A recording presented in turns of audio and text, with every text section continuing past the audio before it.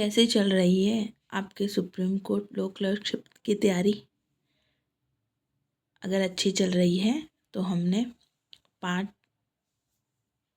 2 previously कर लिया था, पार्ट 1 भी हमने प्रीवियसली कर लिया था। ना हम पार्ट 3 जजमेंट्स करते हैं, जो कि 69 जजमेंट है करने थे हमें। टोटल 40 तक हमने कर लिया था ना, हम 41 से स्टार्ट करते हैं टिल 69 आज हमारे कंप्लीट हो जाएंगे ना। First one is Vishal Tiwari versus union of India. इसमें हेल्ड क्या हुआ था? अडानी हिंडनबर्ग केस था। The court refuse to transfer the probe from SEBI to and SIT upholding the regulatory domain of the SEBI. मतलब ये जो केस था वो सेबी को ही के पास ही रखा गया। Court refuse to transfer this case from the SEBI. Now next one, in a re interplay between the arbitration agreement. Now इसका मेन फैक्ट क्या था कि जो आर्बिट्रेशनल अग्रीमेंट्स होते हैं विच इज़ अनस्टेम्ड, वेदर क्या वो वॉइड या अनफोर्सेबल होंगे क्या। तो ये केस था, प्रीवियस 5 जजेस बेंच का केस है। N Gopal held that an arbitration agreement is an unstamped contract is void और अनफोर्सेबल है। तो इन्होंने ये जो एन गोपाल का जो जजमेंट था 7 जजेस बेंच ने ओवर रूल्ड किया।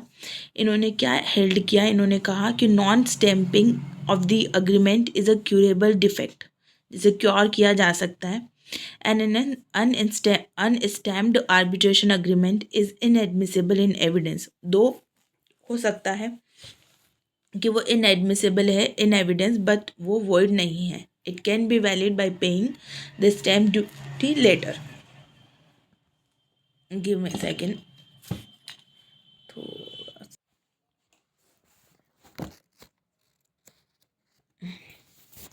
नेक्स्ट वन है in re article 370 of the constitution. इसमें हेल्ड क्या हुआ? 5 जजेस बेंच का ये जजमेंट था। इन्होंने अपहेल्ड किया जो ये 370 को जो अब्रोगेट किया था, उन्होंने उसे अपहेल्ड किया। कहा कि हाँ ये टेम्प्रेरी प्रोविज़न था, लेकिन इन्होंने ऑर्डर किया to restore the statehood of the Jammu and Kashmir and to held the election in a Jammu and Kashmir. Now next one, Cox and Kings Limited versus SAP India Private Limited. इन्होंने वैलिडेट किया the world group of companies doctrine in arbitration. इन्होंने कहा कि that non signatory companies can be bound by an arbitration agreement if they are part of the same group and involve in the contract. Okay, now next one, state of Punjab versus principal secretary to the governor. इन्होंने क्या held किया? The governor can not questions the validity of legislative session summon by the speaker. The governor must grant assent to the bills and return them as soon as possible. They cannot sit on the bill indefinitely to defeat the legislative process। बहुत विवादों में भी रहा था ये case जो था।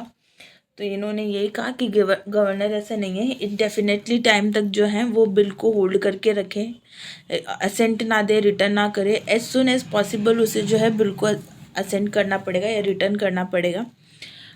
तो that was held in this section case, that is state of Punjab versus principal secretary of the to government. Now next one, Manish Sisodia versus CBI. ये हमने देख ही लिया था। इनका लिकर पॉलिसी का जो था ये केस था।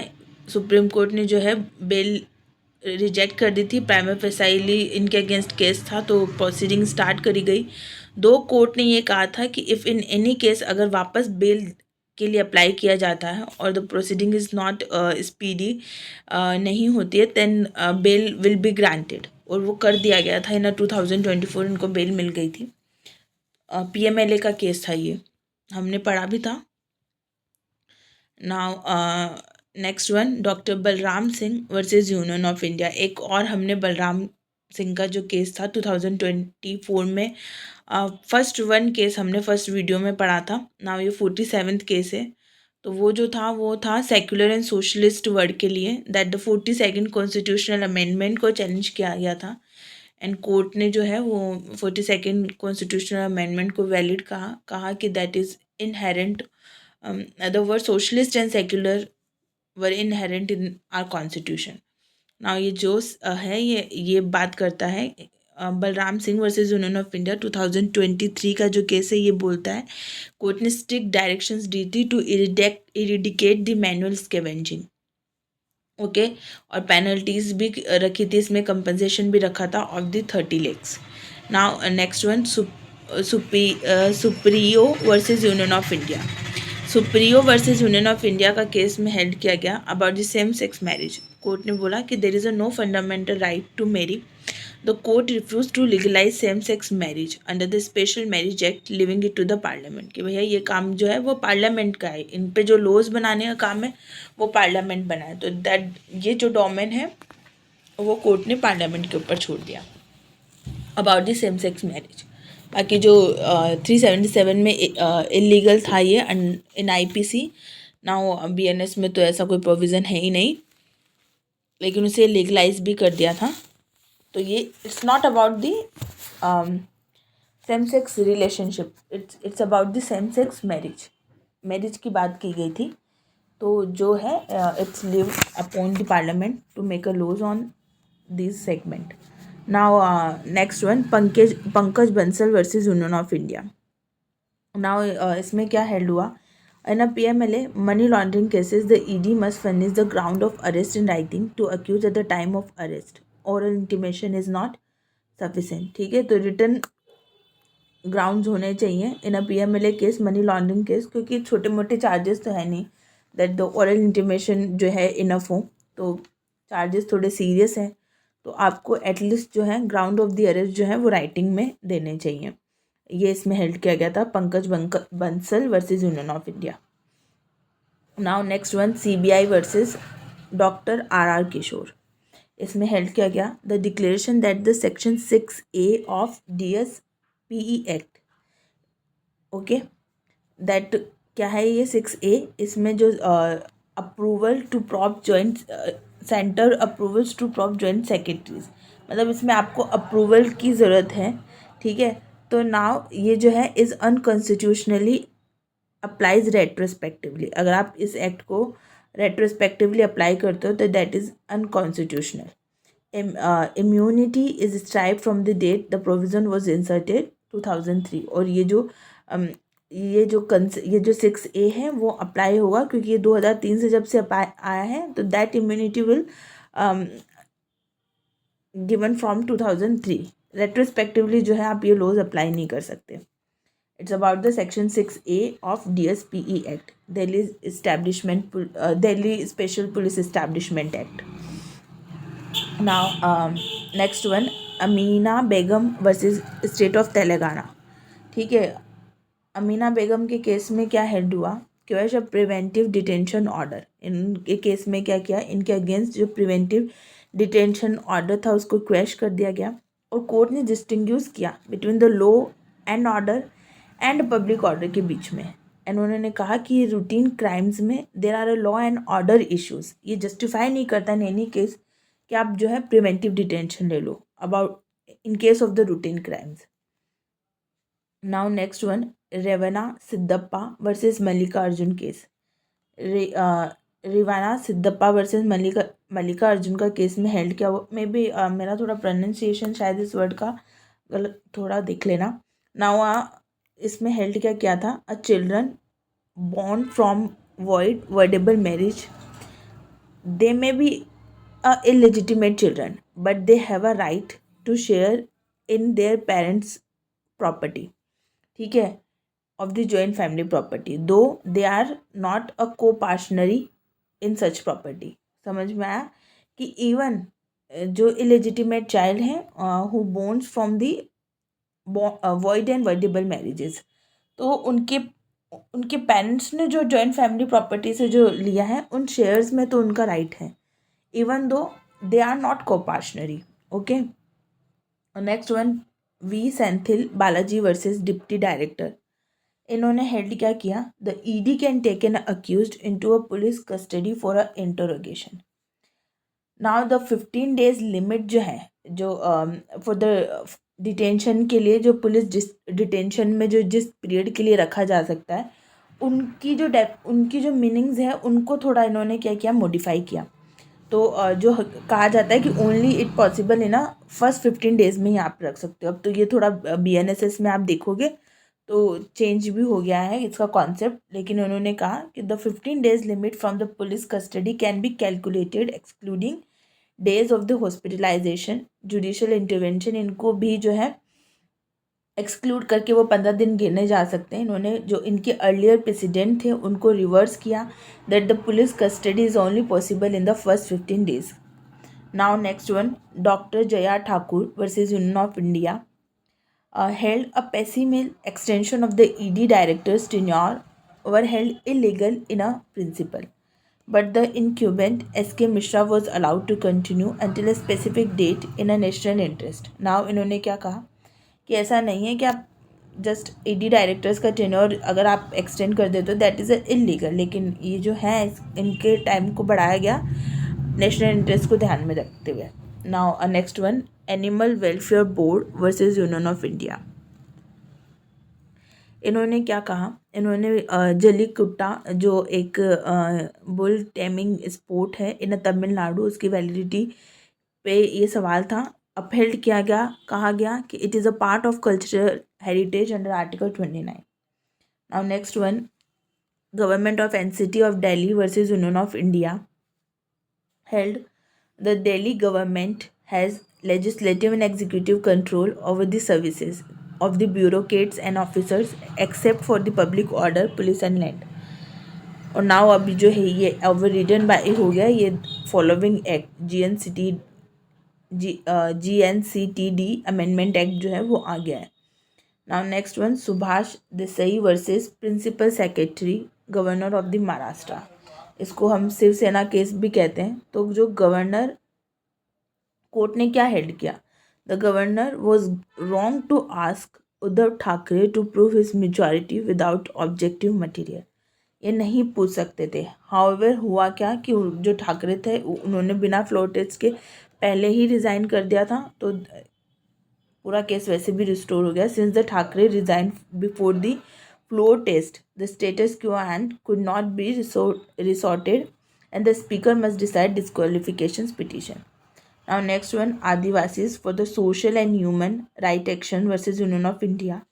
इसमें क्या हेल्ड हुआ, central state laws apply to schedule areas unless the governor notifies otherwise. जो स्टेट सेंट्रल लॉज हैं वो उन एरियाज़ पे भी लागू होंगे, अदरवाइज अगर स्पेसिफिकली गवर्नर ने नोटिफाई ना किया। Non-tribals have the right to settle and vote in the scheduled areas. It is not exclusive only for the tribals. मतलब ऐसा नहीं है कि और कोई लोग वहाँ पे सेटल डाउन नहीं हो सकते, नॉन ट्राइबल लोग भी वहाँ पे सेटल हो सकते हैं। ये अच्छा केस है, Adivasi for social and human right action versus union of India. Now next one, Shilpa Sailesh versus Varun Srinivasan. इसमें क्या हेल्ड किया गया कि कोर्ट जो है डाइवोर्स दे सकती है on the ground of irretrievable breakdown of marriage under article 142 by bypassing the statutory waiting period, जो कि जब आप म्यूचुअल डाइवोर्स लेने जाते हो, हिंदू लॉ आप पढ़ोगे तो देर is a may be 18 month और हाँ मे बी 18 मंथ जो है वहाँ पे कूलिंग पीरियड होता है, आपको 1 साल एटलीस्ट है ना वेट करना पड़ता है फॉर डाइवोर्स। तो देर is a statutory provisions for the divorce, लेकिन अगर ऐसे कुछ इरेविटेबल ब्रेकडाउन ऑफ द मैरिज के ग्राउंड हैं तो ऑन दिस बेसिस जो है सुप्रीम कोर्ट ग्रांट कर सकती है divorce under article 142। This was held in a Shilpa Sailesh versus Varun Srinivasan judgment. Now next one, Madhyam broadcasting limited versus union of India, इसे मीडिया वन बैन केस भी कहा जाता है। The government can not use a national security as a tool to deny natural justice. The sealed cover procedure was criticised and held violative of the fair trial principles. Okay, कि हर चीज़ में ऐसा नहीं है कि नेशनल सिक्योरिटी के नाम पे किसी को नेचुरल जस्टिस से ही डिनाई कर दिया जाए। हर काम सील्ड कवर करना, ये प्रोसीजर को क्रिटिसाइज़ किया गया, हर चीज़ सील्ड कवर नहीं होनी चाहिए। It is against the fair trial principles. Now next one, Sundarajan versus state का केस है। Commuted death sentence to 20 years imprison, reaffirm that the review petition होगी जो भी डेथ पेनल्टी की must be heard in a open court. Union of India versus union carbide corporation, इसमें क्या held हुआ? Dismiss the centre's curative petition seeking additional compensation for the Bhopal gas tragedy victims. उन्होंने कहा कि भैया ये वाली जो कंपनसेशन है वो तो सालों डिकेड्स पहले जो है वो कंप्लीट हो चुका है। देयर इज़ अ सेटलमेंट जो है वो डिकेड्स पहले ही जो है कंप्लीट हो चुकी है। There is a no need of now additional compensation की। तो ठीक है, ये भोपाल गैस ट्रेजेडी के कुछ क्यूरेटिव पिटीशन लगाई गई थी which will dismissed by the supreme court under the case of union of India versus union carbide corporation. Now Anoop Barnwal versus union of India, इसमें क्या हेल्ड हुआ? The chief election commissioner and ECs shall be appointed by the committee comprising the prime minister, leader of opposition and the chief justice of India until parliament enact a law। जब way okay जब तक parliament laws नहीं बना देती है तो chief election commissioner का appointment कैसे होगा? The committee comprising prime minister, leader of opposition and the chief justice of India. Now next one, Aparna Ajinkya Firodia versus Arun Firodia. ना इसमें क्या है, वैसे थोड़ा ध्यान रख, अगर आप देखोगे मैट्रिमोनियल अगर कोई केसेस हैं तो उनमें सेम नाम हो सकता है, जैसे यहाँ पे भी फिरोदिया ही है। तो बेसिकली आप थोड़ा सिंप्लीफाई करने के लिए थोड़ा केस को देख के भी आप थोड़ा अंदाज़ा लगा सकते हो कि किस तरीके के मैटर से डील कर सकता है। तो नाउ इसमें क्या हेल्ड हुआ था? In a matrimonial disputes DNA test to prove a child parentage can not be order routinely, क्योंकि हमें बेस्ट इंटरेस्ट किसका देखना होता है? हमें बेस्ट इंटरेस्ट देखना है चाइल्ड का। Is a paramount over a spouse's need to prove a adultery. ये ज़रूरी, अडल्ट्री को प्रूव करना इतना ज़रूरी नहीं है, rather than best interest of the child ज़रूरी है। तो हर केसेस में आप for proving the child parentage there is a no need to be of the DNA test. Routinely आप डीएनए टेस्ट जो है वो ऑर्डर नहीं कर सकते। Joseph Shine versus union of India, इस केस में क्या हेल्ड हुआ? इन्होंने क्लेरिफाइड किया 2018 के जजमेंट को about the decriminalisation of adultery under section 497 of the IPC. And उन्होंने कहा कि ये वाला जो जो प्रोविज़न था डिक्रिमिनलाइजेशन ऑफ अडल्ट्री जो है वो आर्म फोर्सेस पे अप्लाई नहीं होता। Adultery can still be ground for the disciplinary action misconduct in the military forces. ठीक है, अडल्ट्री जो है वो डिसिप्लिनरी एक्शंस और मिसकंडक्ट का ग्राउंड हो सकता है ना मिलिट्री फोर्सेस के अंदर। Now common causes versus union of India का केस है। ये क्या करता है? ये गाइडलाइंस में जो है मॉडिफिकेशन किया गया ऑफ द पैसिव यूथनेशिया, जो कि लिविंग वेल से भी अपन जानते हैं। बेसिकली इन्होंने क्या किया, कोर्ट ने जो है पैसिव यूथनेशिया के जो प्रोसीजर थी इनको थोड़ा मॉडिफाई करके सिंप्लीफाई किया so it can be easy to take the benefit of this provision. ठीक है, तो the procedure was simplified to make it more workable. For example removing the requirement for a judicial magistrate counter signature. Next one है Kaushal Kishore versus state of UP. इन्होंने क्या held किया? A minister's statement can not be attributed vicariously to the government. However, the right to speech under Article 19 can be enforced even against the private individuals। ठीक है, कि ये जो right to speech है वो प्राइवेट इंडिविजुअल के against भी अनफोर्स की जा सकती है। नेक्स्ट वन है Vivek Narayan Sharma versus union of India. ये डीमोनेटाइजेशन का केस है।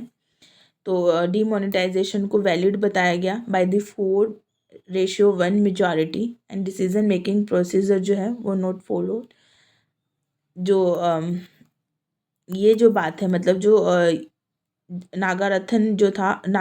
जस्टिस नागारथन ने जो है इसे डिसेंट किया है और उन्होंने कहा है कि और जो प्रोसेस था वो जो है फॉलो नहीं किया गया। Next one bar council of India versus Bonnie Foi law college, इनके फैक्ट क्या थे कि the case challenge the validity of AIB का जो एग्ज़ाम होता है, ऑल इंडिया बार एग्जामिनेशन, उसको उसकी वैलिडिटी को जो है चैलेंज किया गया था। Bar council of India versus Bonnie Foi law college का जो ये केस है। एंड इन्होंने क्या चैलेंज किया, the core legal question was whether the Bar council of India has authority under the Advocate Act 1961 to prescribe a mandatory examination for the advocates to practice a law. Now 5 जजेस bench ने जो है इस examination को valid कहा, upheld किया the validity of All India Bar examination को। And court held कि बीसीआई जो है वो एडिक्वेट पावर्स रखती है to set the standards for the legal profession including the ability to conduct the exams. ठीक है, और ये बीसीआई ही डिसाइड करेगी, it's upon the discretion of the BCI to hold his exam इधर बिफोर एनरोलमेंट और आफ्टर एनरोलमेंट। जो हमारा करंट जो सिस्टम है और वो ओल्ड एआईबी एग्ज़ाम का वो कैसा है, वो पोस्ट एनरोलमेंट एग्ज़ामिनेशन है। हम पहले स्टेट बार एग्ज़ामिनेशन में एनरोल करवाते हैं, देन हम एआईबी का एग्ज़ाम दे पाते हैं, तो that is a post enrolment examination. और कोर्ट ने यही कहा कि ये भी जो है वो वैलिड है। तो हमारे टोटल हो गए हैं जजमेंट्स। नाउ मैं आपको नेक्स्ट क्लास में जो अटमोस्ट करंट जजमेंट है जो सुप्रीम कोर्ट लॉ क्लर्कशिप के लिए ज़रूरी है, तो हम उनसे डील करेंगे। So stay connected, meet you in next class. शुभ रात्रि।